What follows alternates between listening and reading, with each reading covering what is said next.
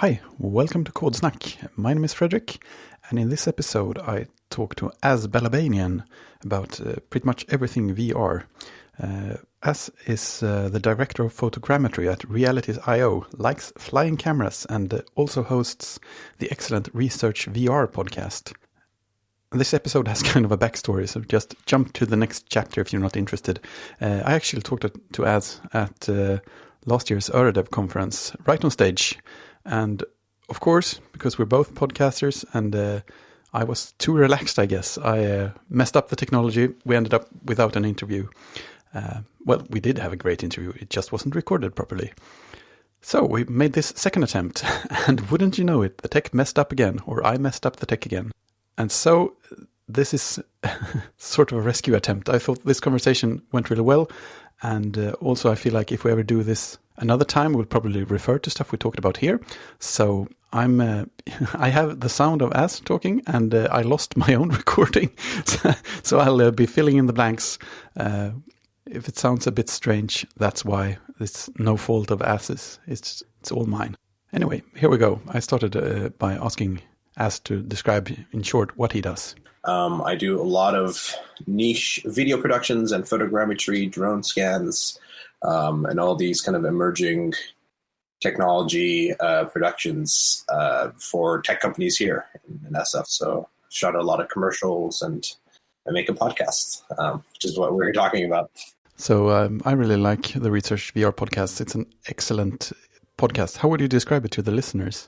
I appreciate it. It's a podcast about the science and design of virtual reality, and it's mostly conversations with founders, designers, engineers about what interesting science and design thinking that they use to create kind of this new spatial computing platform. So VR and AR are part of this new industry, and I come from a cognitive science background, which is the intersection of neuroscience and computer science. And I found that learning about brains and learning about how just the science of how perception works really is an advantageous thing to know about for VR. And that's kind of like the founding principles behind what we like to talk about on the podcast. And so every week we kind of have a different conversation about different products, and we like to dig in and figure out what's working. I really like how the podcast keeps surprising me with how many interesting things are going on in the VR space. It's it's easy to hear about a few games here and there, and maybe that's about it, but there's so much more interesting stuff going on. Yeah, absolutely. Yeah, I think, your audience also are a lot of developers and a lot of people in enterprise, which is essentially my listener base also are the developers that are building these products, and even to them sometimes it's surprising to hear about what's going on the other side of their town sometimes. The enterprise side doesn't get as much coverage from tech journalism, so I think that's one of the things that we like to do on the podcast is bring forth really fascinating, letting the people that have been working on that be able to tell what they learned over the last few years that VR and AR have been out, which is quite valuable as it turns out. So how long has the podcast been running? Actually, we just hit our third birthday like a week ago. So yeah, it's quite exciting. Wow, 3 years in VR, that's a long time. I guess a lot must have happened since then. I guess I can give a little rundown of, kind of what VR was and what it is now and what I think it will be. So 2016 is what we can mark as like the first year of consumer virtual reality. That's when Oculus Rift and HTC Vive came out. That's also what I would call like the peak of the hype of VR, right? When that was happening, suddenly all the news organizations, all the publications are covering whatever story they can about VR and how this is immersion is going to be the empathy machine. And I think the journalists really did build up VR to be this extraordinary, out of this world, and everyone will buy one within the next year thing, which most people in the industry that kept seeing that was like, okay, that's not true, but there's very good value, but it's not something that is going to be fully realized on the first generation hardware. But I'm getting ahead of myself. So 2016, yeah, that's kind of the year where a lot of developers were gearing up to release their apps, and for the hardware developers like Valve and HTC that work together on the HTC Vive, and Oculus, Facebook owned Oculus, releasing the Oculus Rift. And I think later that year, PlayStation released the PlayStation VR. And I think those are the three main, I'd say, platforms. There are lesser platforms called like mobile VR, which work off of a phone, where you put your phone in a headset, and it uses the processing, the battery, and the display of the phone for basically all the. Those are the three main like components of a VR headset. So it's actually kind of clever that we can use phones, and I think that'll be a bigger part of VR's future in the future as well. But yeah, over the last 3 years, it's had it. So I'll talk about both like consumer and enterprise adoption.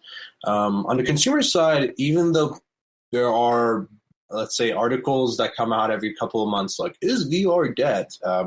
Which I think are misinformed, either analysts or journalists that just aren't reading the numbers correctly. Like someone wrote an article about the decline of sales growth of the headsets over the last like 3 years, and which did not take into account anything when it comes to like monthly active users, daily active users, retention rates, and of course with the generation, like this generation hardware getting old at like 3 years, of course people are going to buy it less because they're waiting for the next version that's around the corner. But anyway, I think the people like some of the investors that do really good analysis have shown like 150% year-over-year growth with really decent retention rates, especially on like productivity apps, things like big screen VR, virtual desktop, some social apps like VR chat, which you guys might have heard of.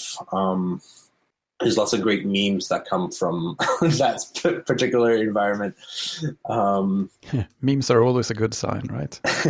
It really is, though. I mean, that shows that the community cares enough about the product, they're willing to invest their time and user-generated content.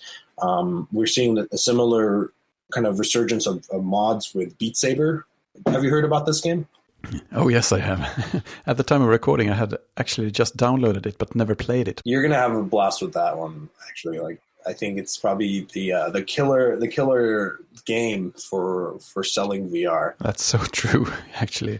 Nowadays, it's my favorite game, not only to play, but also to show off to people new to VR, and everyone seems to have a great time with it. And actually, in about 1 or 2 months, the Oculus Quest, which is a fully all-in-one, not connected to your computer, that doesn't compromise on basically functionality, even though it's a mobile VR headset, and it works kind of like a smaller version of Oculus Rift. So Beat Saber now you'll be able to buy the best game for $400 with all-in-one headset, whereas before you'd have to buy a PlayStation or a full PC, and on top of that, a headset. By the way, I should mention this. Beat Saber, for the people that haven't heard of it, it's you can think of it as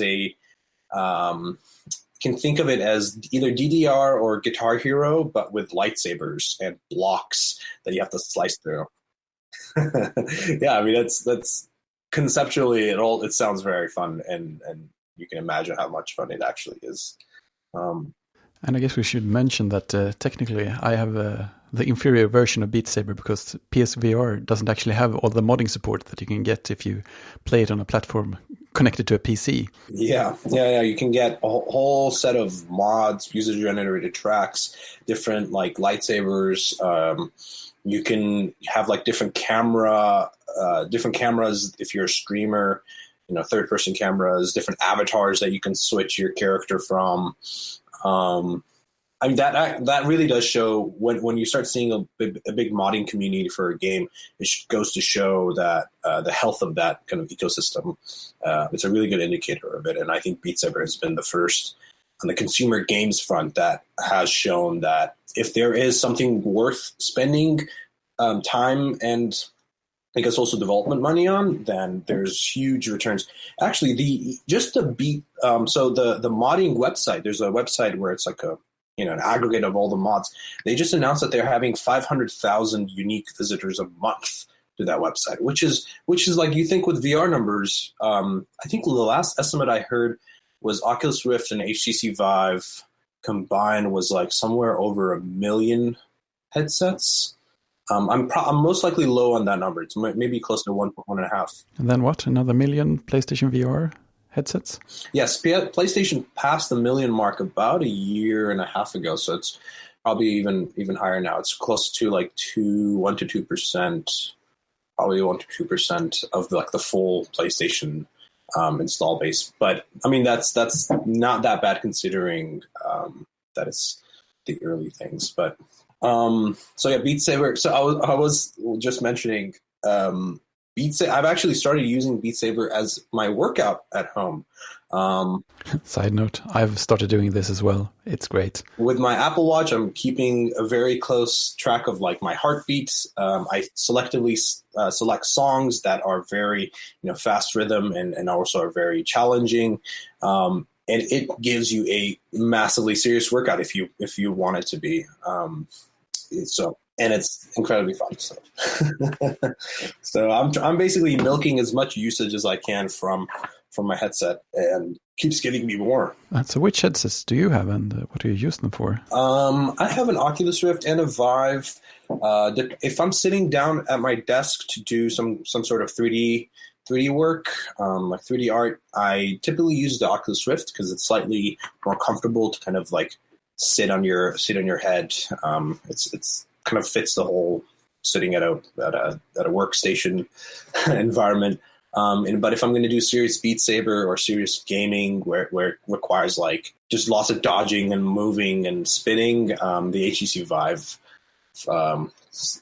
is slightly better on the tracking setup that I have in my room. So there's little differences like that right now that I think are kind of going away soon because of the new all-in-one headsets kind of doing their own tracking, and you don't have to like put up sensors in your room that are looking at your desk. That doesn't go to say that it's not being worked on. And every year, like I go to a lot of these conferences and I meet with a lot of companies that are pushing this forward, and you're seeing huge incremental change happening, whether it's on the display side and the resolution side, and the tricks, the perceptual hacks basically that they can do to increase resolution, but without affecting the minimum compute requirement for the PC. Because that's kind of the trade-off that you have to be thinking of. People are put on a headset, they're like, oh, can't this be higher resolution? It's like, well, yes, but do you want to render 8K by 8K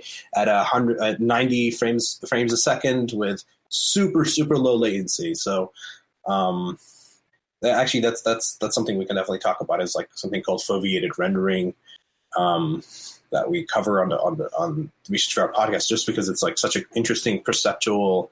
It's like a property of how your eyes work that display engineers can kind of take advantage of and be able to upscale the resolution, but without having to really affect the minimum rendering requirement. What was I saying? The kind of the before and after, and where we are. Yeah, so we're seeing a big shift toward Generation 2.0 now, where we have eye trackers being integrated into VR headsets, which is a very big step. The eye trackers essentially, not only will they provide automatic optics adjustment to your eyes, because everyone has a different interpupillary distance, basically the distance between your eyes. If you have eye trackers, the screens basically move themselves and match your eyes, and you have perfect focus, perfect vision, including, by the way, for people, if there's very focal display, if there's very focal display support, then people with glasses also who don't have to wear glasses, adjust for like myopic vision. So eye trackers also add the ability of this kind of superpower that you can have in VR, where you can aim by just looking at the place that you want to be aiming and throwing, your disc or hatchet, and it flies and arcs and hits the target that you're looking for. For UI and UX interactions, you can imagine like being able to show intent to the app in terms of something that's further away from your reach with your arms. Very powerful. And also Magic Leap uses it to kind of also understand where you're looking to render things correctly on the kind of display that they're using. So there's a lot of really interesting technological on the tech and also design aspect that eye tracking changes a lot of very interesting interactions that we have with this technology. It also opens up big like privacy conversations, which I'm kind of working on a bigger, longer podcast to talk about like the benefits that you gain with eye tracking, but at what cost, right? Like, do you have to understand what's happening here? From 2016 to 2019, on the enterprise side, they essentially this would be interesting to talk about. The auto manufacturing industry was probably one of the first enterprise clients that took a liking for VR or understood where they can immediately implement VR. That was first in the showrooms. So this was Audi. Audi, I think, was probably one of the first companies that took this idea and implemented it, where the guests come, they're interested in a car and they want to customize the car. Typically, you would do this with a on paper. You have a brochure. You're checking off. Oh, I want the leather seats with the yellow stitching. Now they essentially have a VR system in the showroom where the guest that can actually be next to the car and immediately be able to customize all these little details by being inside of the car or outside of the car. Turns out they actually spend more money because they're optimizing more options that way. And to surprise, I'm sure Audi and Porsche had been happy about that. And now, actually, as of CES 2019, they announced something called Holo. It wasn't just my recording. We also had some Skype issues here, but what Az was saying was HoloRide. There's a link in the show notes. You can imagine someone getting quite bored in a long trip that's, they have nothing to do and they're just sitting in a car that's moving. They now are building a VR entertainment system, both for kids and adults, that you put on a VR headset and you have a procedurally generated kind of game or environment that is mapped to the GPS route that your car is taking. So when your car is turning right, you're also flying right, in this space world that you're going, and you're shooting enemies that are coming towards you, or whatever entertainment system that or environment you want to be in. That things like that, I think, are quite exciting to see how this technology can be used in so many different ways. It's not just for Beat Saber at home. It's extra cool to hear about things like this, because not only is it something that I never would have thought of myself, it's also the kind of thing that where VR can sort of be there and make a difference without everyone having to buy their own headsets, which is usually what you think of when you think of VR and like making it big, that, oh yeah, you have to get a platform out to every single consumer. But this is kind of thing that doesn't need that. It can still be really successful. Right. You don't need every consumer or every person to have to buy their own headset for certain applications. Whether it's in a plane where it comes with its own custom gear that works well for plane reasons, or the car has its own headset, or you go to places and sometimes you use the iPads that are there, but you don't bring your own iPad. I think that's a good comparison to make. One other interesting aspect of enterprise VR is like real estate companies, and especially like on the commercial real estate, the visualization companies, they love using VR for their clients, where they can create, they already have the 3D model of what they want to be producing, and they just render it in, let's say, Unity or Unreal Engine with real-time reflections, and you can have your client actually walk around, understand the exact point of interest and the views that you'll get from each environment.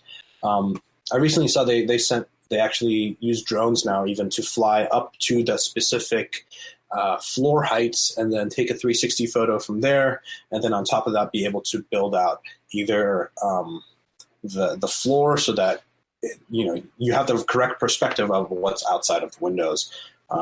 Things like that actually are quite helpful. One other thing I guess would be worth mentioning is, since I come from cinematography as well, VFX and film companies are really loving how VR can be a tool both for pre-visualization, which means for the directors and the cinematographers to kind of talk about how they want to be framing their shots. Sometimes you have to go away from the paper, and this is the step between paper and the final kind of shooting. You want to be able to block the scene. You want to be able to see where the cameras are going to be placed, where the talent's going to be placed, how the shot itself is moving. And sometimes you want to have a little bit of improvisation. You don't know where the camera is going to be until you're on set. In VR, you can create the set, you can place where your talent is going to be, and then you have a virtual camera in your hand that you place and actually frame exactly the shots that you want. So there's like Ready Player One, famously, like Steven Spielberg was mind blown that he could do this with VR now, and so they've been using this a lot. And on top of that, also the 3D creation tool. I think that's been one of the 3D artists have really been pushing VR forward. They've been making the most interesting content that I see posted on Twitter every day. If you're interested in seeing what could be made in VR, you can follow me on Twitter and you'll see me retweeting these artists. I'm sure it'll be in the description somewhere. But yes, it's all in the show notes. Awesome. The iteration times when it comes to getting an idea from your head to a fully fleshed out 3D model on your computer is so extremely low now. And let me explain why. So before, you had a Wacom tablet, you had a pen, kind of a stylus in your hand, and you're sculpting on a ball in ZBrush. In VR, essentially the pen is in the controller in your hand, and it's a fully 3D tracked controller. So you are essentially grabbing something in your hand, and it's a true sculpting experience. It can be a true painting experience in 3D as well. You also have zoom in, zoom out with your hands, kind of like you pinch to zoom on an iPhone, except now you do that with your hand. You zoom into the world and you zoom out of the world, and you can create at different scales. So you can have these fractal worlds of infinitely zooming in worlds that would, it's an interesting idea that you can now create very, very quickly. There's also animation tools that are now being created that basically, apparently one of the things that Pixar animators want is the ability to have the feel of drawing or painting in 2D, but that feel hasn't been able to be translated into 3D yet. The tools that have been very different, and you just haven't been able to create that feel. With VR, from what I've been seeing, it's really like the translation of that style from 2D has been really seamless into a 3D environment. And once you have it in 3D, you can also create your own camera movements and your own camera positions. So you can create one animation, one little cycle of like, a car driving down the road and like swerving left and right. And then you get to be the cinematographer and build a camera, angles behind, in front, inside, and create your own little story. There's a fascinating artist on Twitter called Goro. He's the art director for Oculus Quest. I highly recommend seeing what he does. He basically posts every day he posts something new, and takes him 2 hours or 3 hours to do. And it's a fully rendered, fleshed out animation cycle that's like 30 seconds, 40 seconds long. And it's like, wow, that's so fast. Just with anyone that's had any traditional 3D experiences, The usefulness comes from, because it is a natural, it's a natural interaction, and the fact that you don't have to explain, like how to annotate something, how to create an arrow and then write, some sort of comments on this 3D object or this 3D scene. That's something that I find to be a huge plus on the UX side of things. Similar to how iPhones, that was such a huge step up from a mouse and keyboard when it came to ease of use, both for children and for older adults. I think VR is, or just spatial computing in general, kind of flows that pattern of going away from the abstraction of moving a mouse to move a cursor on a screen to touching the thing that you want to be touching specifically on a touchscreen, to actually grabbing that object in 3D in space the way you do with VR and AR. And apart from the clunkiness that still exists with the current hardware now, like, we can't, I have to admit it's not like a seamless experience yet, but once obviously you just learn the basics and you get over the driver, the GPU driver upgrades. Right? Yeah, there's still Windows to deal with. Let's not kid ourselves. So how big of a hurdle is all the technical stuff, like messing with Windows and drivers and stuff like that? Technically, it's not that big of an issue because the majority of these 1.5 million people that bought Vive and Rifts were people that were familiar with Windows or were PC gamers as well, or just professionals that use Windows workstations. So that is okay. But if you're going to deploy this to the masses, you don't want them to be having to deal with like driver upgrades. So this Oculus Quest that I mentioned really, I think, is a pivotal moment in time where it's basically built. I guess it's a skin on top of an Android operating system, but it's a fully self-contained unit where as soon as you put on the headset, it's on. You're in front of a library of apps. You just point and click, and you're in. Yeah, that's going to be such a difference. I mean, mobile VR always has these annoyances with like just getting the phone into the cardboard headset or whatever. It's a lot of messing around, and you accidentally end up outside of the experience and in a launcher sideways at the wrong resolution, and then you have to like start over. To be honest, like the cardboard it isn't even a thing anymore. I'd say it was, fortunately, it was definitely interesting in 2016. In fact, it was actually kind of a joke that these two people from Google created. Yes, it started as a joke, as like these two engineers from Google kind of being cheeky and being like, oh, you guys are, raising hundreds of millions of dollars to build VR headsets. Watch this. Let's just create literally a $2 cardboard cutout that you slap your phone into, and we can call this VR. It worked to the point that New York Times, sent their, I don't know however many million subscribers a cardboard cutout that they can use to watch some of their VR journalism that they were doing in 2016. But the hardware has matured. It's actually gone much, much, much cheaper. Let's actually make a comparison. If you wanted to buy a system for an Oculus Rift, it was probably close to $1,500 plus the headset. So like $1,900 or $2,000 before. Now it's down to, I think, latest figures was like 700, 600. And that's with a computer. So you can buy VR ready built laptops that are portable, and you just plug your headset in. I should mention, actually, we do have now Windows mixed reality headsets, which, even though they're called mixed reality, they are a virtual reality headset, much cheaper than the Oculus Rift and the HTC Vive. They don't require external cameras looking at you in the room. You have the tracking system working from inside the headset, using a SLAM kind of positionally tracking way. And this is also a much cheaper alternative and for a very similar experience. So we're starting to see the commoditization of these devices, which also show to be a healthy kind of ecosystem. You want to have a lot of competitors in this kind of early stage, duking it out and trying different form factors, different combinations, and seeing which ones work. And each headset manufacturer is starting to cover different chunks of the market. So from low end to mid tier to high end. With HTC now kind of like really concentrating on the enterprise high-end side with high-resolution displays, eye tracking, and all that good jazz.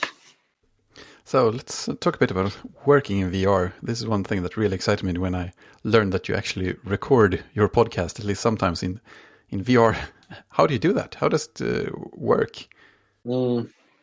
So I guess I can also talk about why I do it, not for just the sake of, oh, let's just do everything in VR. I eat in VR. I podcast.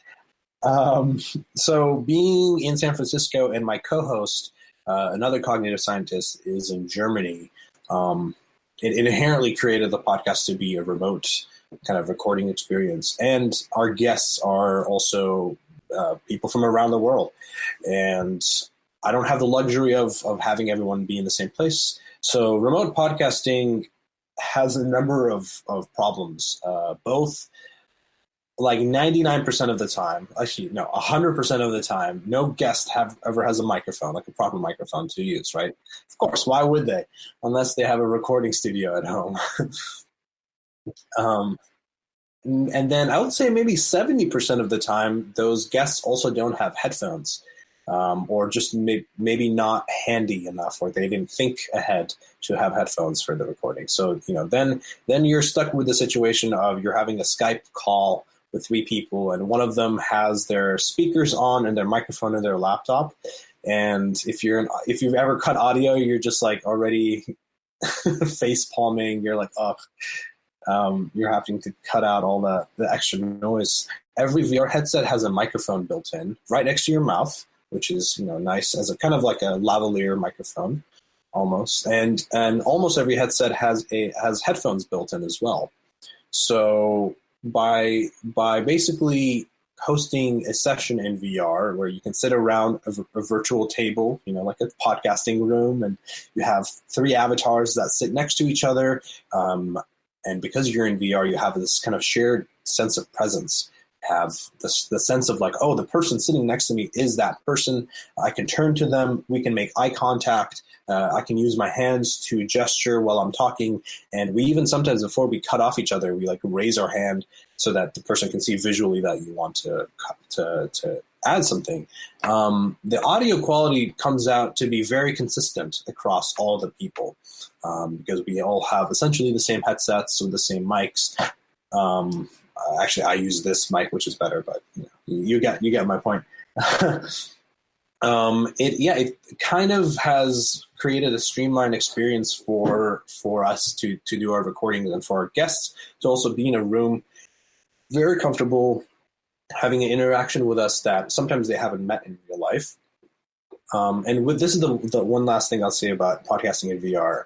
If you're familiar with like the Joe Rogan experience, one of the more popular podcasts, they have this feature that they call, "Hey Jamie, pull that up," which is the producer sitting behind the desk that the host can yell out a search query, and the producers types it up on their laptop, and it's up on a TV screen for the host and the guest to see together. This is hard to do on a remote podcast if you're doing this on Skype. So what we do in VR is you actually have a big screen. We use an app called Big Screen, which is a way of it's like a shared conference / a screen sharing tool. And we can actually pull up the articles or the videos or the product that we're talking about on let's call it like a Chromecast or an Apple TV inside of the VR room, and be able to reference that while we're having a conversation. So currently, we could technically do a video podcast as well for no added extra cost, because this is all in a virtual room. You can create virtual cameras. Currently, we're just doing audio, but we're very much planning of expanding the experience of the podcast to video, as well as also VR replays, which you can imagine if the avatars are being recorded, like how they're moving and the voices are recorded, and also the screen, then you could just actually be in a volumetric 3D version of that podcast. You can sit in that room, be anywhere in that room, and do work and look up when something interesting is happening. Yes. You're joking, but that really is not that far off. I do it sometimes, yeah. And so this, all this podcasting, it's something you sort of just figured out for yourself in big screen VR. It wasn't really made for it, right? Yes. It wasn't made for podcasting at all. It was barely made for conferencing. Like, this is a tool that they actually recommend users use to watch films and movies together or play games together, because the screen sharing itself is like a very solid, like 30 FPS, or I think it might even be 60 FPS now. So it's, I mean, that this is also where you see the true value of certain apps coming in, is when you can create your own use cases. Same thing happened with VR chat now with Beat Saber, with like working out. That's really where killer apps start to get created. It's when the users start to create the best use cases for them. What was I saying? I guess I was going to mention when you were saying working in VR and kind of like listening to a podcast or watching it. I do it sometimes now where if I'm working on a 3D model, I guess I mentioned photogrammetry. I can briefly kind of talk about that. Photogrammetry is a way of 3D scanning or like 3D reconstructing things from around the world. Or if you have a drone, you can also fly it from the outside and scan a whole house, building, mountain, valley. Think Google Earth or Google Maps, but like on a much, much higher resolution.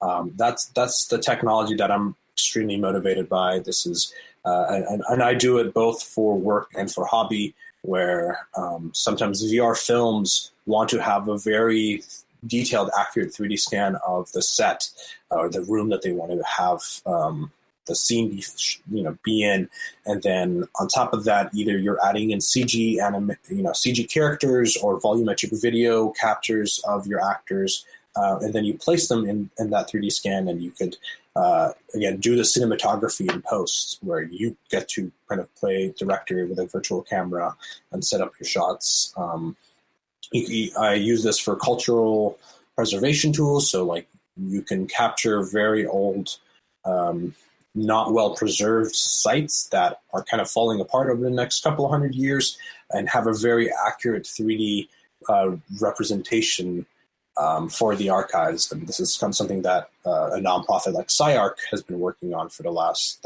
decade. They go to at-risk cultural heritage sites and they 3D scan them and then re-experience them in VR. Yeah, it's quite interesting. But the point I was trying to get to is sometimes I'm working on these 3D models in VR. Sometimes you have to fix the noise that gets generated from the 3D scan. And you can do this with 3D sculpting tools. And this is a long and tedious process. And sometimes I just bring in my desktop, like I'm watching a podcast on my desktop, and I can actually grab that screen from my desktop and have it be a floating monitor in VR with me in any app that you're in.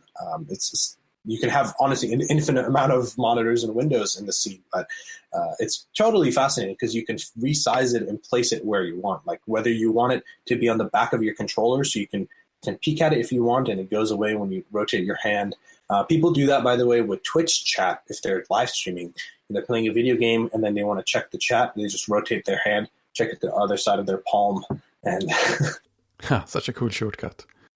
Yeah, there really are these very futuristic feeling features that you can tell are just at the very early stage because it's user created. These mods, hacks that if anyone that's listening was familiar with the internet in the 90s, that's kind of where we're at, but at a more accelerated pace because we have the infrastructure and we have the scale of users that you don't need to restart from dial-up modem like it was in the 90s. Yeah, yes. An infinite number of monitors has been every developer's dream at some point, to just make the windows as large as I want them and place them wherever I want them. That is here right now. Yep. The thing that, I guess is a variable in, I do think that VR can be both a replacement for having lots of monitors and also as a substitute for actually taking that, that remote desk experience with you remotely, kind of how a laptop does it, but a laptop you always know is constrained when it comes to physical display size and privacy. I think a VR headset is really going to be a monitor replacement within the next few years for high frame rate monitors, for high resolution monitors, for highly color accurate monitors, and also monitors with eye tracking, which is very niche right now, but with VR, that all of that comes for free. Like even the high frame rate, it needs the minimum frame rate requirements for VR headset is 90, which is already 30 FPS more than the typical 60 FPS 4K monitor that you can buy. That's only growing. The next step is 120 FPS. So beyond that, I think headsets to get to that step are implementing something called foveated rendering, which I mentioned earlier. This is basically a hack of your perceptual system, the way it works. So let me briefly explain. Even though we think our vision is almost completely clear and super high resolution, and we can see at I think it's a 210 degrees of field of view, so it feels like you're seeing everything in the same extremely high resolution, high frame rate that you think you are seeing, but in fact you're not. The parts that you are seeing in very high resolution are the things that you're exactly looking at, and that's called a fovea. It's very small. It's only 10 degrees of your vision. This kind of, if you put your arms out in front of you and make a circle, that's kind of that's like 10 degrees. That's what your eyes are seeing, because that's what you're most interested in. But your brain is very good at kind of filling in the details. As you go away from that fovea, the resolution of your vision drops off gradually. In fact, even the color accuracy and what colors your retina are picking up are different. It's much more black and white towards the edge of your peripheral vision. This also has to do with seeing things move in your vision. So there's evolutionary reasons why this is so. But sorry, going back to foveated rendering, using high frame rate eye tracking, you can see exactly where the user is looking, then only render that 10 degrees to be super high resolution and create a gradual resolution drop off away from that fovea. So thereby you can really save, I think, up to 50% of performance. So you can increase resolution while still not having to deal with getting a better GPU. So the min spec still stays at the, I think, GTX 1070 or 1060 that it was 2 years ago. It's incredible, and I think this is one of the hacks that is letting the mobile VR headsets actually get up to speed of having the features that they need to.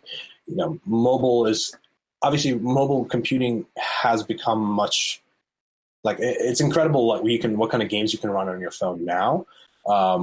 But VR is just in this early stage is still quite compute intensive. I think it'll always be, but using little simple tricks like that really make a big difference. So eye tracking is one of the big things, I take it, that's coming and being worked on right now. Every headset company has been making major acquisitions in this field. So let's go through them. Google acquired iFluence, which was a eye tracking company that was developing software to even do typing with your eyes that were interesting. Continuous authentication, which is also another feature of eye tracking. If you're seeing the person's eyes, you can detect them by their eyes. You can do continuous authentication of that person rather than a one-time password. So imagine not having to type the password ever in VR.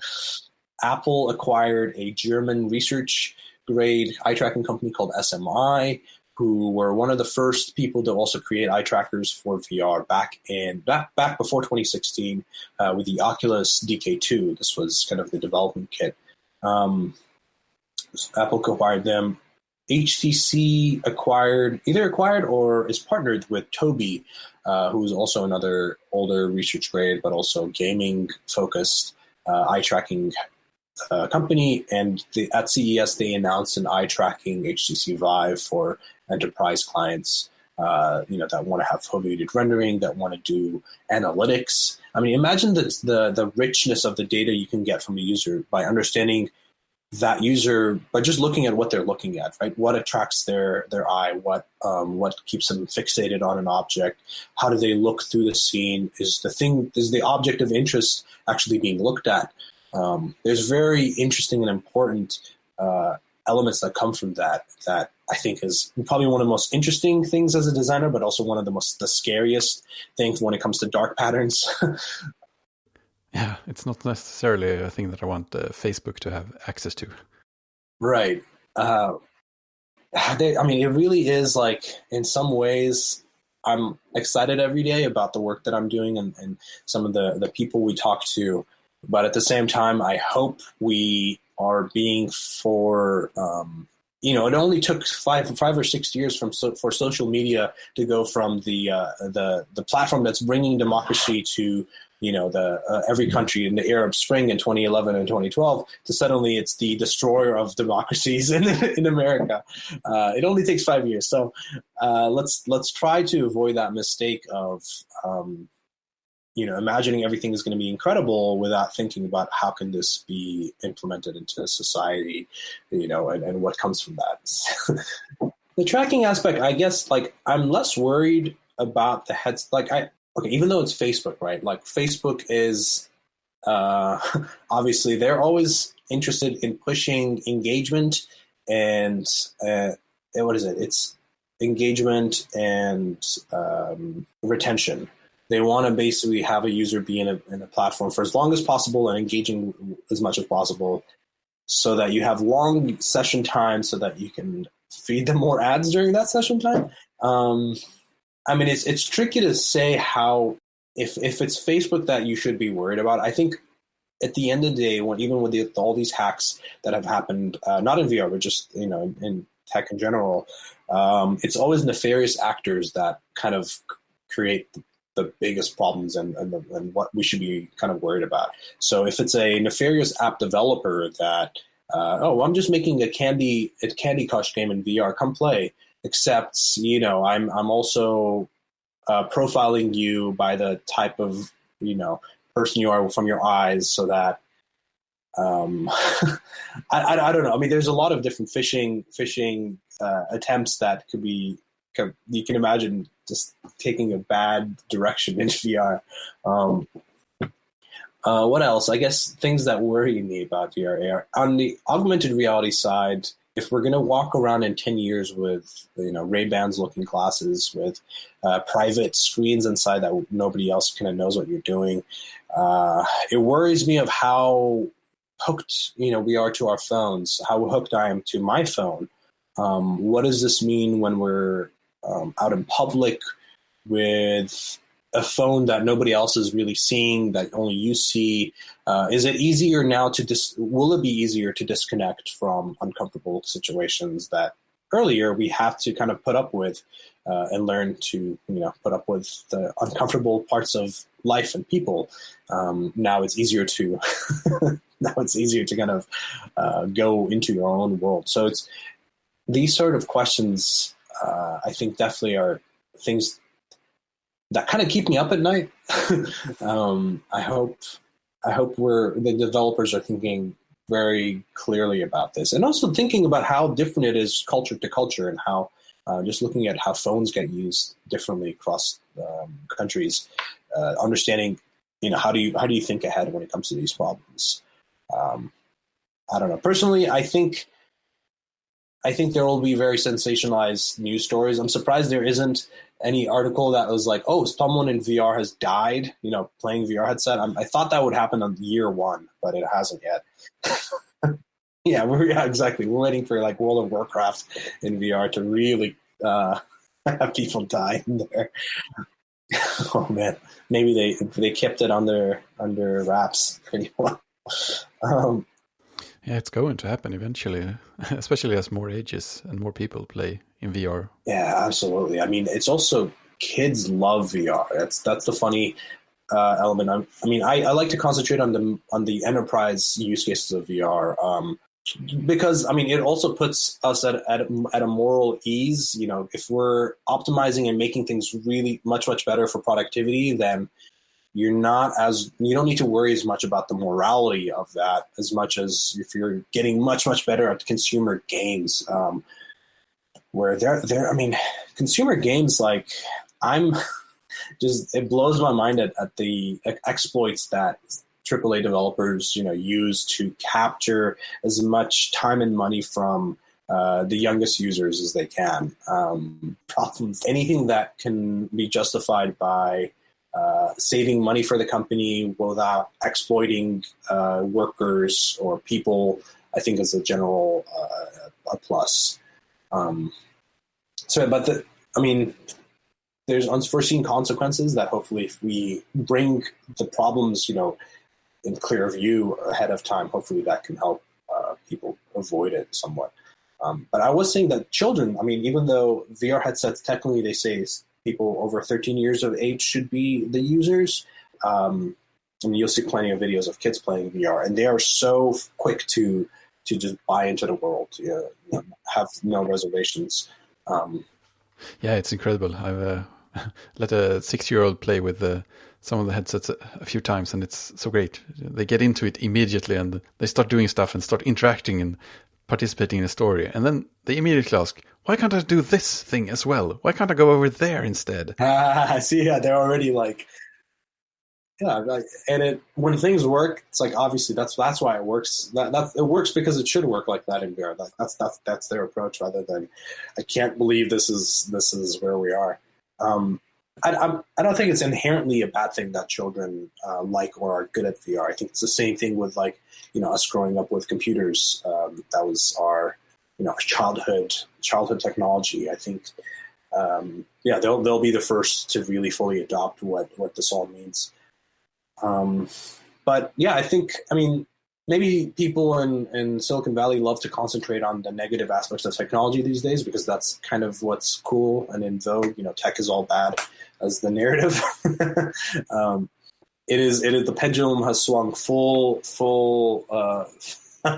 to the other side. But I think there's much more good than bad, especially considering the state of where other technologies are and how disruptive they can be, and current just people's lives and how certain industries work. I think VR has been coming in much more as a iterative technology on top of what we already know, but just in a much more natural way. And that to me is what attracted me to the technology in the first place, that just natural interaction, natural hand interaction, that clearly is making this technology adoption much more having a smaller barrier to entry, rather than having to learn to type and click and actually just grab. Yeah. So I want to kind of go back again to work in VR and what can be done. So I'm a developer, and I guess most of our listeners are developers as well, or interested in development. What work could I be doing in VR today? How can I start thinking about it? Right. So you won't do most of your coding in VR. I'll just tell you that from straight on. There are attempts and different hacks of people trying to make VR keyboards. And for simple text user input, there are good solutions for it. If it's just one word you have to add into a search bar in VR, you could do that. Yeah. Also, voice turns out to be a really important thing that you can use in VR. With NLP being where it is now, you can do very quick Google searches with just using your voice in VR, and it's actually quite nice. But if you're a developer wanting to get involved in the spatial computing industry, just getting your feet wet, the two platforms I would recommend, one is Unity and one is Unreal. So these are traditional game engines that now essentially both of them are free to start with. I think after Unity, you can pay for a pro license, but they don't require you to do so until you have $100,000 of revenue. Don't quote me on that, but it's something similar to that. C# is the language for Unity, and I believe it's C++ for Unreal. On top of that, they do also have a node kind of visual node-based system, which is called Blueprint in Unreal, that you don't have to code anything, which can be quite nice for early developers. But there's a lot of really nice templates and tools to start with. So VRTK, a virtual reality toolkit, is a open source kind of community-led effort like teleport, grab, point and click, all these things that you don't need to re-engineer, which you can just drag and drop into your environment and start using. YouTube is actually a very good resource. I've learned most of my skills through YouTube. Thank you, college degree. What you can develop for are, I guess you can develop for a headset, right? Even if you don't have one, but you won't be able to test it. You can develop something for AR using your phones, so AR Kit for iPhone, AR Core for Android, and this will involve using your camera and being able to place 3D object into the scene and be able to walk around the object and things look like they're stuck to your desk, right? That was actually quite impossible even 2 years ago.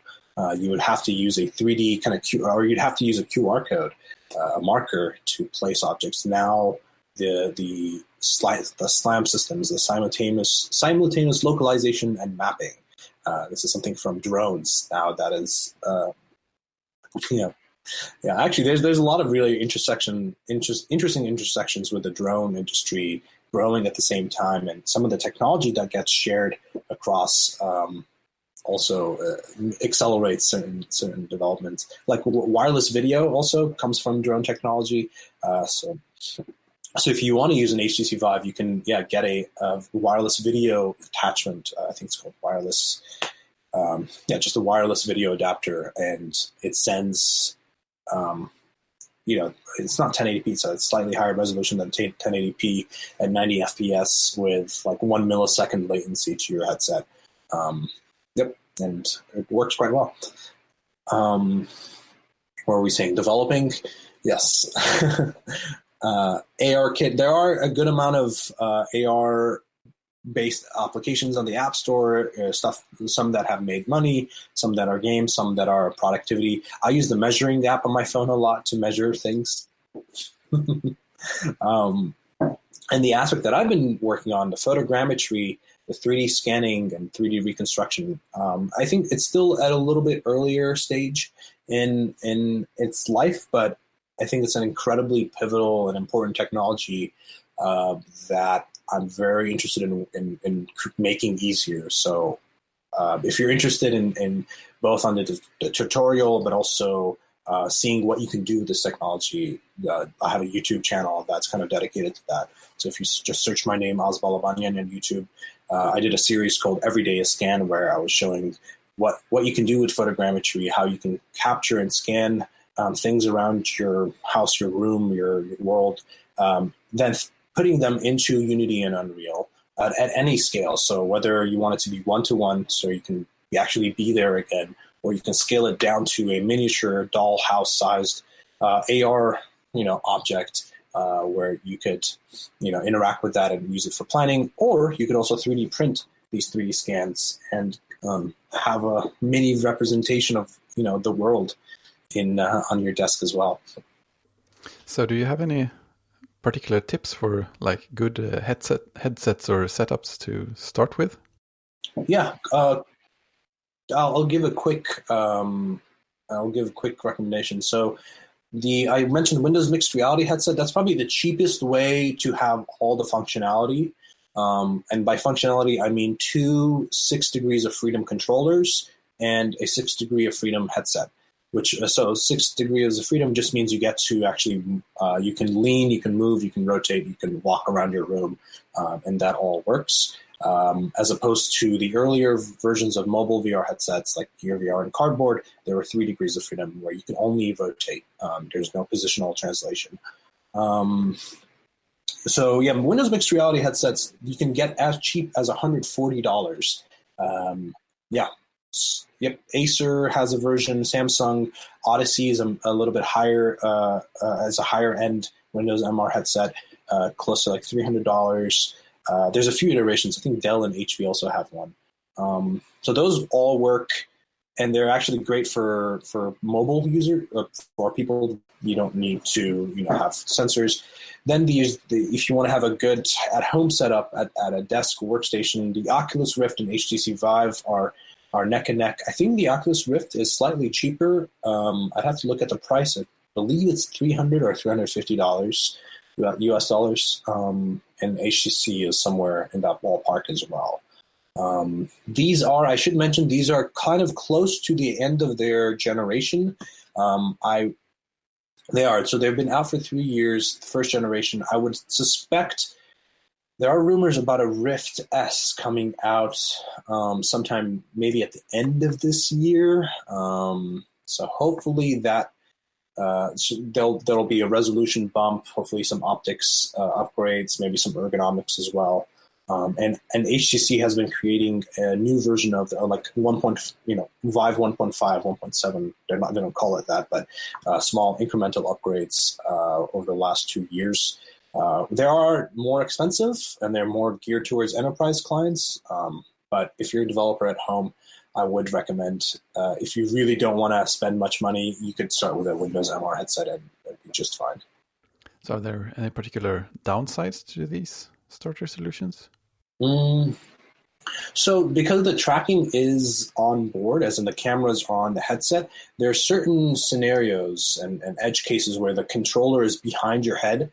So let's say you're doing a bow and arrow game and you pull the bow, your pulling arm is slightly behind your head. There are situations where that might not track as well. Or if you're throwing a ball from behind your head, it's also sometimes has trouble there. Resolution-wise, actually, the Samsung Odyssey Plus, which is that Windows MR headset, actually has one of the best resolutions, way better than the Oculus Rift, equivalent 1440p, I think, resolution of the Vive Pro, which came out last year. Yeah, so that's actually a very advanced headset and very advanced AMOLED display from Samsung at a very small and cheap form factor. I'm waiting to get my hands on a set. And they've actually been very quiet, like big sellers.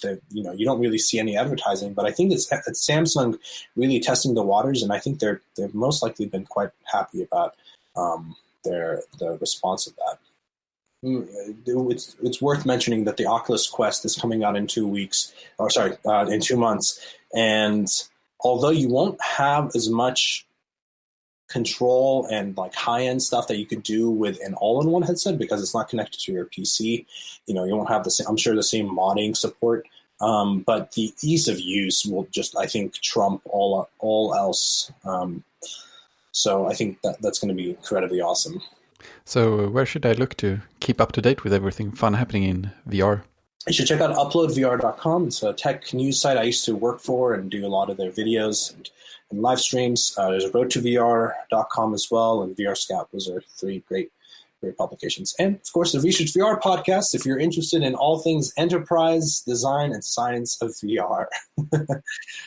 And you have a Discord channel as well. Discord, yes. Yeah, we have a nice developer kind of community where people come and show off what they've been working on. We do post-episode discussions in there, guest suggestions, and also just news discussions, because there's always so much happening on a very quick and incremental grade where it's hard to keep up with. So it's nice to have a debrief.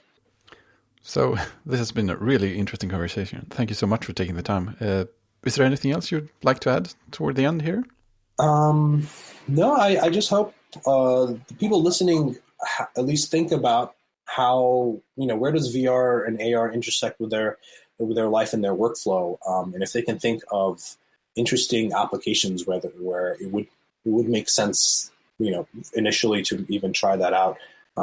Certain things that that we haven't really discussed about today when it comes to the benefits or the drawbacks of implementing a technology like this into the masses that we haven't thought about. I'm very curious to hear people's opinions and comments about that. So yeah, please reach out to me on Twitter.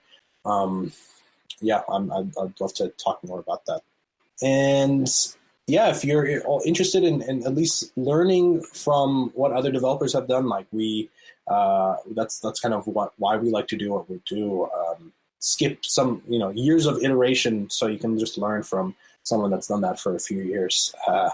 Like what we didn't kind of talk about is also some of like the motion sickness problems and the hacks that people have developed, both implementing things from research, but also just 3 years of throwing ideas at a wall and seeing what sticks. That's kind of actually when I was in Sweden for OrDev, that's kind of what we were talking about, is how knowing about the kind of perceptual systems and about neuroscience can actually give you an edge in designing things in VR. And so you can skip some of the bachelor's degree and you can learn hopefully some of it from the podcast. Yeah, and I'll link your earlier presentation, of course. It was really interesting to see lots of fun examples of how things have been solved in various games today already. Yeah. I had a lot of good visual GIF examples of like this research idea implemented into a game and how it works, which I'm very happy to see. Like we've got some, developers are implementing some of the things that we've been talking about for years. Yeah, it was also a fun part to like spot these solutions you mentioned inside actual games and see how everyone has been working with all the motion sickness handling. Absolutely. I think there was a motion sickness hysteria in 2016 that all developers were terrified about. And it turns out it might even be a self-selecting problem, or where the people that buy headsets are the people that aren't getting motion sick, because I guess if you try it and you do get motion sick, you're probably less likely to buy it. At least for now, that's kind of it's not the biggest problem, and also the solutions that people have been implementing have created really nice, smooth, and even fast-moving, tricky kind of games. So that's where I get also excited. You want to feel like you're flying or moving fast in VR. feel like Superman. Yeah, it's awesome. Well, I guess we're out of time. Thank you again so much, Az, for taking the time. It's been a really great conversation, and I feel like I probably will have a million more questions later on. Thank you, Fredrik, and tack för att du lyssnar. How was that? Perfect. Like a pro. Like a pro. I'm trying. No, seriously, thank you all for taking the time to listen about this. And if you're interested about any of the topics that we talked about, I'm sure you can look up some of the subjects that we spoke about. So, thanks, Fred. Let me put it this way, Mr. Raymer. The 9000 series is the most reliable computer ever made. No 9000 computer has ever made a mistake or distorted information. We are all, by any practical definition of the words, foolproof and incapable of error.